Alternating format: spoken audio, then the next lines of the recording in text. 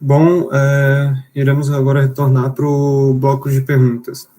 Como coloquei aqui no chat, quem tiver as questões, as inscrições já estão abertas e serão três perguntas de 3 minutos cada. E daí eu peço para o Gustavo como ele quer responder, se ele quer já responder em seguida a pergunta é feita ou se cada faz as perguntas e depois responde tudo junto. Pode ser em bloco. Então, o primeiro inscrito é o João Pedro Pereira, pode falar. Estão me ouvindo aí? Dá para ouvir direitinho? Beleza. Bom, primeiramente, parabéns, Gustavo, pela apresentação, né? Meu nome é João Pedro, sou aqui de Brasília, e eu queria perguntar para você, você tinha, né, o próprio texto do luta de classe na França coloca que o proletariado, à época, era menos numerosa, né, em comparação ao, por exemplo, o campesinato. Eu queria saber se essa questão quantitativa é um entrave, o Marx considera como um entrave para a realização, não da revolução em si, mas se isso tem uma reverberação na teoria política dele, assim, né? Porque você até mencionou, né, que o Marx reconhece a necessidade do proletariado estar se articulando contra as outras classes exploradas, né, outras frações de classes exploradas, mas eu queria saber se isso tem alguma consequência na forma como ele entende a crítica da economia política, né, a teoria da organização política e esse tipo de coisa. E outra pergunta, uma segunda, eu queria saber, na sua opinião, qual é o principal desafio em termos de organização política no Brasil, no sentido de construir a revolução no país. É isso. Salve, camaradas. Obrigado pela exposição, Gustavo. Valeu pro pessoal que está acompanhando aí. A minha pergunta é mais no sentido de tentar alinhar um pouco, né, com o pensamento do grupo no geral. E, de fato, a gente debateu, na verdade, anteriormente, né, e tentou articular ali algumas questões que ficaram latentes para a gente. Porque o objetivo do ciclo em si é a gente tentar, né, desenvolver e fomentar essa formação para a galera ter uma capacidade de fazer uma análise de conjuntura, né?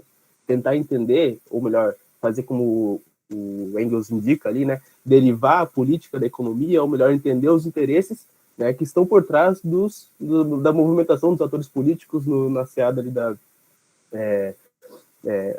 República Burguesa no geral, né, todo esse espaço de parlamentar e tudo mais. E enquanto isso, né, a gente, como um grupo da universidade, a gente está interessado em como atuar dentro da universidade. E, por exemplo, até a nossa própria interpretação, né? A gente é, de fato, estudante, a gente é, né, pequeno burguês, a gente é um proletariado nascendo, né? Qual que é a nossa caracterização como classe, né?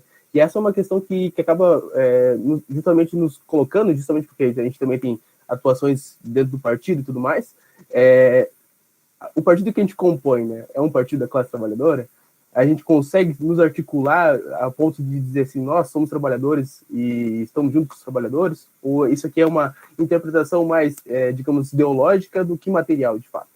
Essa é uma questão que eu gostaria de trazer para ti, assim, só para a gente poder iniciar essa discussão.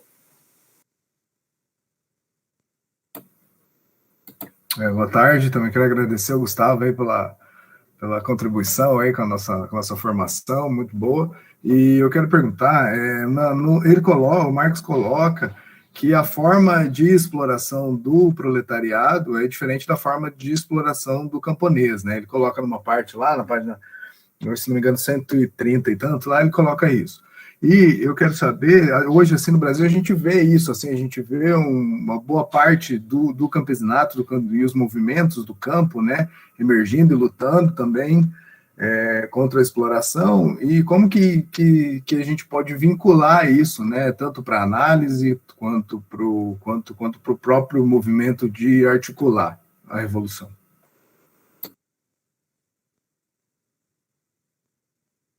A palavra para responder, Gustavo. Ok. as perguntas todas são tão boas que eu não sei como eu vou conseguir respondê-las no tempo, mas eu prometo que eu vou me esforçar. Vamos lá, a primeira do João Pedro, sobre a questão quantitativa do proletariado, né, na reverberação disso no pensamento de Marx, na construção da Revolução. É evidente que é uma questão relevante, né? É evidente que é uma questão relevante. Por exemplo, se você pegar um país que não tem proletariado algum há séculos atrás, você pensar em uma saída revolucionária no sentido que indicava Marx, parecia meio como você está nas nuvens, né? É claro que não existe esse país hoje dessa forma, mas o Marx chega a dizer em um texto, que ele é explícito a esse sentido, que é um texto que chama Hervog, que ele escreveu em 1860, inclusive um agente de Luiz Bonaparte, que escreveu alguns textos difamando Marx na imprensa europeia, apago por Luiz Bonaparte, depois se confirmou, inclusive, e ele, para se defender, escreveu um livro, e tem uma parte do livro que ele discute esses temas, e ele fala que o proletariado industrial ele tem que ter se desenvolvido, ao menos no sentido de ser, digamos assim, a principal força produtiva daquele país, assim, a menor maioria da produção da riqueza passar por ele, né? Por exemplo, só para dar um exemplo para vocês aqui, como era o caso da Rússia em 17. Né? O campesinato russo era 80%, quase 80% da população, embora um campesinato também muito estratificado, né? Mas o motor da economia russa, os principais centros já passavam pelas cidades e já sobre a base da produção capitalista. É claro que colocava para essa revolução uma questão de vida ou morte, ganhar uma parte expressiva do proletariado, do campesinato, para ter sucesso. Né? Evidentemente que sim.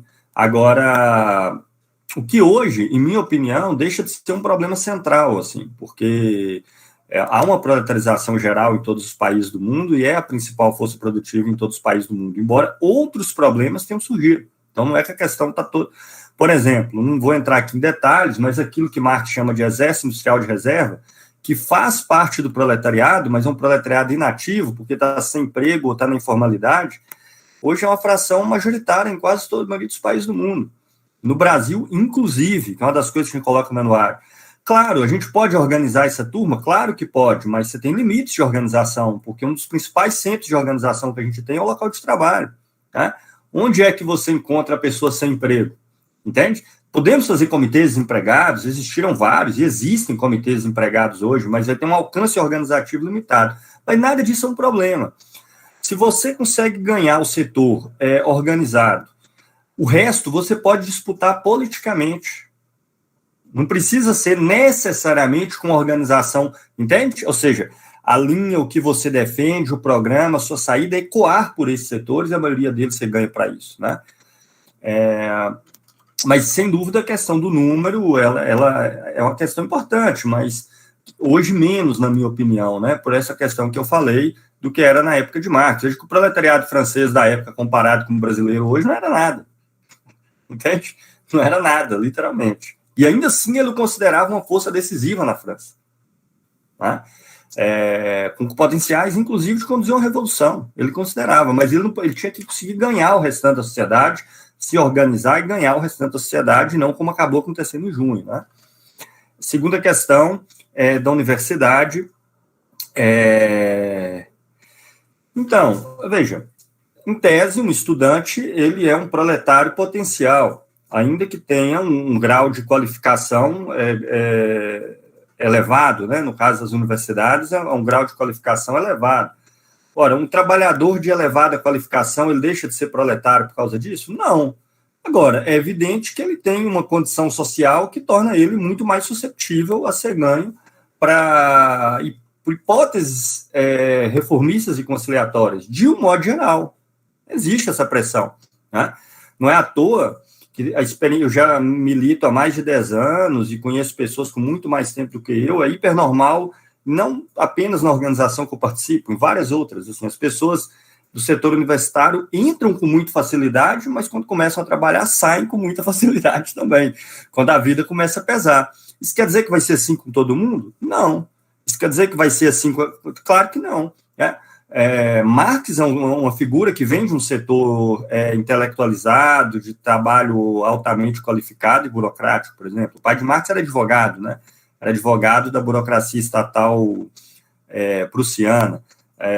Agora, claro que se tivesse sido Marx também um advogado da burocracia estatal prussiana, provavelmente ele não teria se mantido no caminho que se manteve até o final. Seria muito improvável, pelo menos, né? Eu acho que as pessoas podem trabalhar em qualquer setor e ser um revolucionário, mas existem, sim, tensões objetivas que esses setores vão produzir. Ser um revolucionário significa dedicar tempo da sua vida a isso, bastante tempo da sua vida a isso. Você pode ser médico e ser revolucionário, mas você não vai ser o melhor médico sendo um revolucionário. Você pode ser professor universitário e revolucionário, mas do ponto de vista das exigências acadêmicas, curriculares, você não vai ser o melhor professor universitário sendo um revolucionário. Não quer dizer que você vai fazer as coisas mal feitas, mas significa que você vai ter um amplo tempo da sua vida dedicado a outra coisa, né? Agora, então, ou seja, mesmo dentro do proletariado, tem setores que vão ser fortemente tensionados. Por quê, gente? Porque quando a gente tem uma condição material melhor, a gente tem algo a perder. Não tem nenhum problema a gente ter uma condição material melhor, tá? Vou deixar muito claro. Não estou fazendo esse tipo de julgamento. Todo mundo quer melhorar a sua condição, qualquer um de nós. Isso é normal. Eu só estou dizendo o seguinte, que um certo grau de condição material faz com que você tenha muito mais tendências a se inclinar a posições conciliatórias pelo próprio papel que você ocupa, ou seja, você vai ficar com medo de qualquer transformação. Agora, quer dizer que os setores médios, eles são reacionários? Claro que não. Por outro lado, quando eles estão ameaçados de perder o que têm, são setores que se radicalizam mais rápido. Entende? Por isso, podem e devem ser disputados, mas eu acho que um programa do proletariado, ele vai sempre dividir esses setores. Entende? Ou seja, deve-se intervir nos amplos espaços, mas ele vai sempre dividir e não vai ser majoritário. Minha opinião pessoal, tá? Que é minha opinião pessoal. Marxistas nunca serão majoritários na universidade. Nunca serão. E se for, tem algo errado. Provavelmente tem algo errado por trás. Né? O que quer dizer que a gente não possa ganhar várias pessoas na universidade? Claro que pode. Tem importância isso? Claro que tem. A universidade, por exemplo, em termos de disputa de concepções e tudo, ela ecoa para a sociedade de uma forma muito ampla. Né? Então, agora eu acho que se a gente tem certeza do que a gente quer, do que é possível e do que a gente quer, isso não deve ser nenhum problema individual para a gente, você está entendendo? Agora, a gente tem que entender que objetivamente vai ter consequências, assim, para o setor no seu conjunto. Objetivamente vai ter consequências, né? Vai ter tensionamentos que essa conformação da sociedade, o papel que os indivíduos têm nela vai produzir. Sim, eu acho que é proletariado, mas tem uma tensão, se quisermos chamar assim de maneira livre, pequeno burguesa, embora não seja pequeno burguesa no sentido lato sensu, tem uma tensão grande nesse sentido, em função do que significa o trabalho altamente especializado. Vão ter casos e casos também. A gente sabe que tem cursos na universidade que hoje, infelizmente, oferecem uma perspectiva para as pessoas que formam, que são inferiores a um curso técnico, por exemplo. Então, assim, não generalizem, tá? Só estou tentando esboçar um quadro geral, né? E, por último, William, forma de exploração do proletariado, né? E a diferença da exploração do camponês. Olha, sempre existiu e existe em todos os lugares, em maior ou menor proporção, pessoas que estão diretamente ligadas a seus meios de trabalho. Isso inclui tanto um trabalho camponês, como um autônomo, por exemplo, que gere autonomamente a sua própria atividade, né? Um advogado, por exemplo, que tem o seu escritório, ou coisas do gênero. E é claro que é importante você responder essa questão. Né? É aquilo que eu falei, não adianta o proletariado ficar isolado. Por exemplo, você deve oferecer perspectiva de reforma agrária para setores que originalmente camponeses, ou mesmo em partes completamente expropriados? Penso que sim. Mas também não podemos confundir que boa parte do trabalhador do campo hoje é proletário, não é camponês. Uma grande parte, né? Ou seja, são trabalhadores assalariados do campo, né?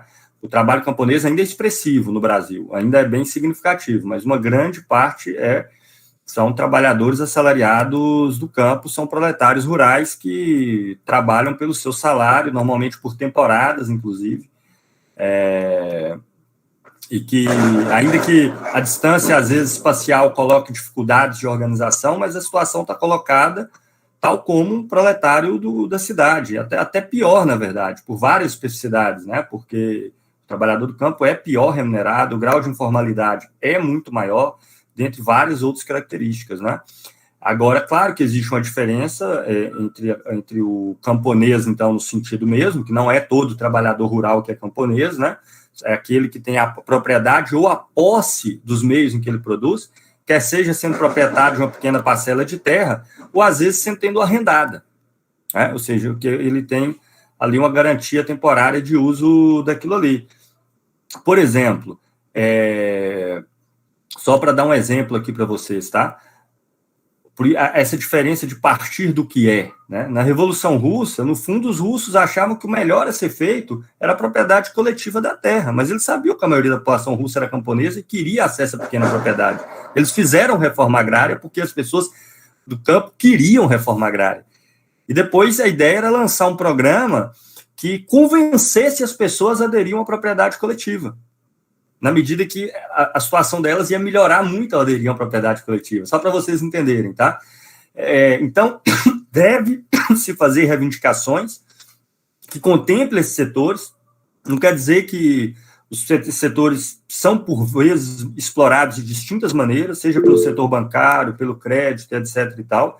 Eu acho que deve ter, sim, respostas específicas, mas unificada pela saída da classe trabalhadora no sentido de uma revolução socialista. E o que fazer? Vai depender depois, vai depender de cada caso, de cada situação, né? Não tem uma resposta universal que eu daria aqui, está aqui a chave mágica, vai depender do ritmo que for possível fazer as coisas, da situação e tudo mais. Mas eu acho, gente, que isso aí vai tendendo a se tornar cada vez um problema menor, porque há um processo de proletarização generalizada. Termino aqui só falando a última coisa. A nova revolução tecnológica que está em curso, chamada aí de indústria 4.0, é um golpe como nunca houve antes em setores que antes tinham uma presença massiva de setores pequeno-burgueses, como o comércio, por exemplo, né? Agora você não precisa de ter nem a mercearia na frente da sua casa, você tem um e-commerce de uma empresa multinacional que distribui para todos os lugares. Vai acabar as mercearias todas? Acho que não, mas vai reduzir bastante, né? E por aí vai. Não vou nem continuar com os exemplos, vocês podem pensar por conta própria aí, na saúde, na educação, em todos os setores, tá? E eu acho, inclusive, que a luta da pequena propriedade no Brasil já perdeu muita força em relação ao que foi no passado. E isso acontece em partes porque há uma proletarização muito grande desse setor. Mas não estou subestimando, não. O setor do campesinato agrário no Brasil ainda é expressivo e as demandas, eu penso que têm que ser respondidas. Muito obrigado.